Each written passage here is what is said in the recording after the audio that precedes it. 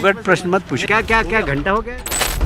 अगर गंदा पानी पीकर किसी के घर के मासूम बच्चे या बुजुर्गों की मौत हो जाए और फिर कोई जिम्मेदार मंत्री से पूछे कि साहब पीने के पानी की 10 बच्चे मर गए और जवाब निकल कर आया कि क्या घंटा हो गया? तुम बात कैलाश ये बात ठीक से कीजिए। तो यहाँ पर घंटा कोई शब्द नहीं रहता, वो सत्ता का घमंड हो जाता है। वो घमंड जो खुलकर कहता है कि इस देश में आम आदमी की जान की कीमत एक घंटा ही है, क्योंकि उन्हें घंटा फर्क पड़ता है। और ये घंटा सत्ता का वो घमंड है जो अब छिपाया भी नहीं जा रहा। ये वो लहजा है जो बिना झिझक के खुलकर कहा जा रहा है कि सुनो, भाड़ में जाओ तुम, हमको घंटा फर्क नहीं पड़ता है।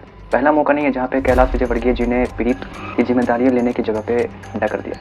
ये पहले भी करते हैं। आप याद कीजिए अक्टूबर 2025 में ऑस्ट्रेलिया महिला खिलाड़ियों के साथ छेड़खानी हुई थी। कायदे से जिम्मेदारी बनती थी सरकार की कि उस पर एक्शन होता, लेकिन जिम्मेदारी लेने की जगह जनाब का बयान आता है कि खिलाड़ियों को भी अपनी लोकप्रियता का एहसास नहीं होता है।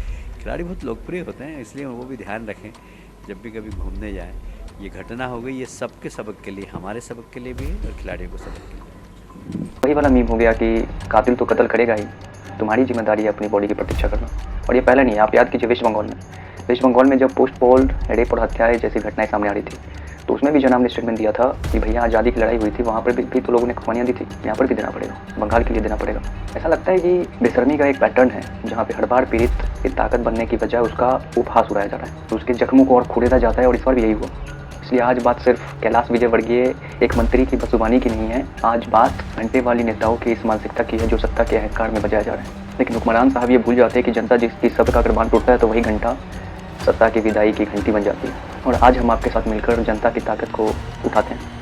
जरूरी है भाई साहब, ये जरूरी इसलिए है क्योंकि चुनाव के समय जो नेता पाँव छूने के लिए झुकते हैं, गली कुचा दीदी बहनी भैया सबका पैर छूते हैं, चुनाव के बाद उसी जनता को घंटा कहकर औकात दिखाते हैं। और ये बदलाव जानते हैं क्यों आता है? उस कुर्सी की वजह से। क्योंकि उस कुर्सी मिलने के पहले नेताजी सेवक होते हैं, बाबू नमस्ते, और कुर्सी मिलने के बाद वो मालिक बन जाते हैं। अफीम जैसा नशा होता है उस कुर्सी में, जो एक्चुअली में एहसास कराता है कि जनता से घंटा फर्क पड़ता है। और यहाँ जो घंटा कहा गया है वो भाई साहब सुनने में हो सकता है आपको एक छोटा सा शब्द लगता हो, लेकिन लोकतंत्र में इस घंटे के बड़े मायने हैं। क्योंकि घंटा अगर मंदिर में बजाया जाए तो आस्था शुरू हो जाती है, अगर स्कूल में बजे तो पढ़ाई शुरू होती है, लेकिन अगर जिम्मेदार आदमी के मुंह से अगर घंटा निकलता है तो वो स्पष्ट करता है कि मुझे तुम्हारे सवालों की इज्जत नहीं है, मुझे तुम्हारे दर्द से लेना देना नहीं है, और यहाँ तुम्हारा सवाल पूछना मेरी शान के खिलाफ है, मैं जवाब देना पसंद नहीं करता। इसीलिए वो एक सवाल को नहीं टाल रहा, वो घंटा कहकर आम जनता की उस वजूद को नकार रहा है जिसने सत्ता की शीर्ष तक उसे पहुंचाया है। और इसीलिए आज देश की तरफ से हमें घंटी बजाने की जरूरत है। 140 करोड़ हिंदुस्तानियों को यह पूछने की जरूरत है कि नेताजी, अगर बच्चों बुजुर्गों की मौत पर सवाल पूछना अगर फोकट है और आम वोटर्स की जान अगर घंटा, तो क्या गंदे पानी से मरने वाले मासूम बुजुर्ग फोकट थे?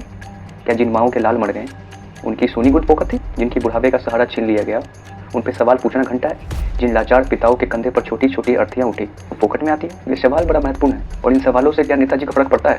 ये वाकई में जनता के हित का सवाल, जनता के जान का सवाल घंटा है। और अगर ये घंटा है, पांच सवाल फिर नेताजी से भी कि कैलाश जी, जिस पानी से बच्चों की हुई मौत के सवाल को आपने घंटा कहकर टाल दिया, क्या आपके घर के, आपके रिश्तेदारों के बच्चे कभी उस पानी से हाथ धोते हैं या पानी पीते हैं? नहीं, हम चाहते भी नहीं है कि ये करें।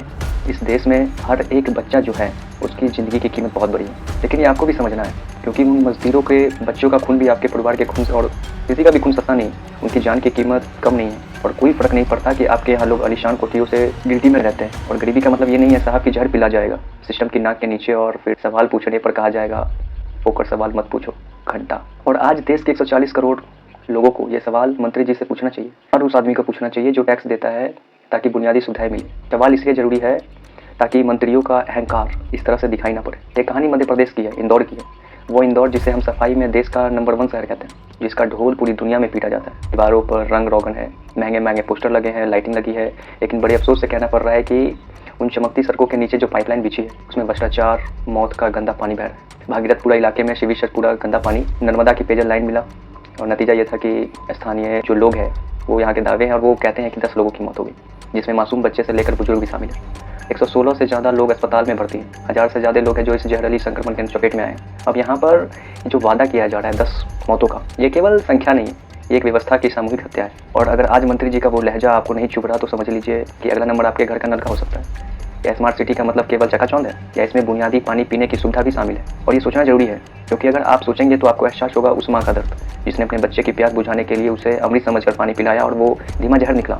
और इसे केवल एक हादसा मत कहिए, क्योंकि ये सरकारी लापरवाही से हुई एक भीषण त्रासदी है। और जब इसको लेकर सवाल उठ रहे हैं तो जवाब देने के बजाय सत्ता का जो जुबान है वो करवाहट उड़ रही है। हालांकि जब वीडियो फैलने लगा, सोशल मीडिया पर तू होने लगी, जनता सुनाने लगी तब डैमेज कंट्रोल किया गया। ट्वीट पे ट्वीट किए जा रहे हैं कि देखिए अस्पताल जा रहे हैं, काफिला यहाँ पहुँचा है, मुआवजे का ऐलान किया जा रहा है, अफसरों पर गाजी गिराए जा रहे हैं, दिन लाख लगे पड़े हैं, 2-4 अधिकारी सस्पेंड कर दिए गए हैं। देखिए ये सिर्फ जनता के गुस्से को शांत करने के लिए है।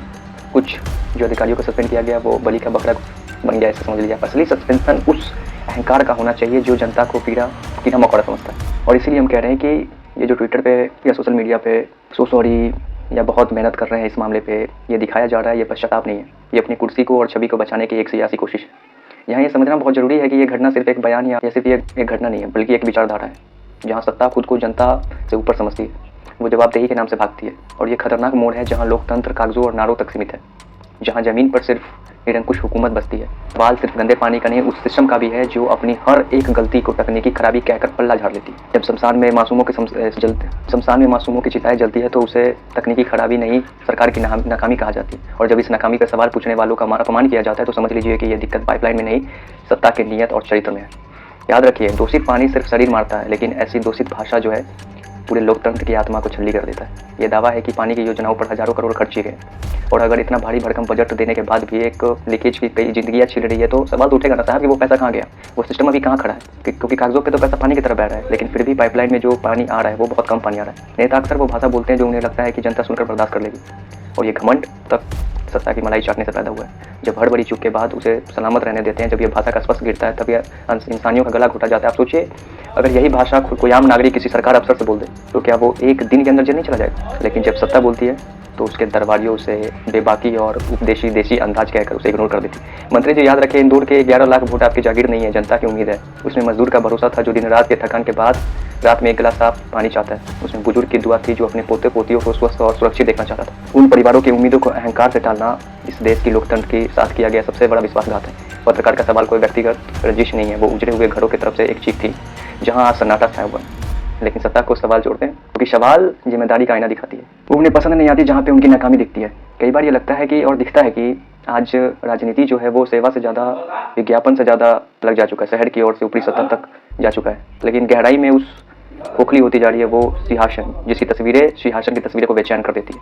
इससे जब सवाल उठता है तो नेताओं को ये फोकट लगता है, और जब सत्ता है किसी जनता को या फिर किसी सवाल को फोकट करती है तो वो ये तय कर रही होती है कि इस जिंदगी की कीमत कितनी थी और कैसी थी। और ये सोच लोकतंत्र के लिए कैंशन की तरह है। कोई गंदा पानी और मौत किसी राजनीतिक विचारधारा और झंडा देकर हमला नहीं करती। वो खोपड़ी में भी रहती है और महल में भी। और कितना है कि महल वालों के पास सवाल दबाने की ताकत है और झोपड़ी वालों के पास सिर्फ मरने की। लोकतंत्र में सबसे ताकतवर चीज़ सिर्फ पद और व्यवहार नहीं है, एक नागरिक का सवाल होता है। और जब सत्ता सब सवाल से कांपने लगती है तो ये सवाल पूछने वाले को दुश्मन समझ लेते हैं। आज समझ आ गया है कि ऐसी अमानवीय भाषा को हम नॉर्मलाइज ना करें, क्योंकि जिस दिन हमने ये स्वीकार कर लिया तो ये ऐसे ही बात करेंगे, उस दिन हम नागरिक दोनों खो देंगे। सत्ता को याद दिलाना होगा कि वो हम मालिक हैं, आप सेवक हैं।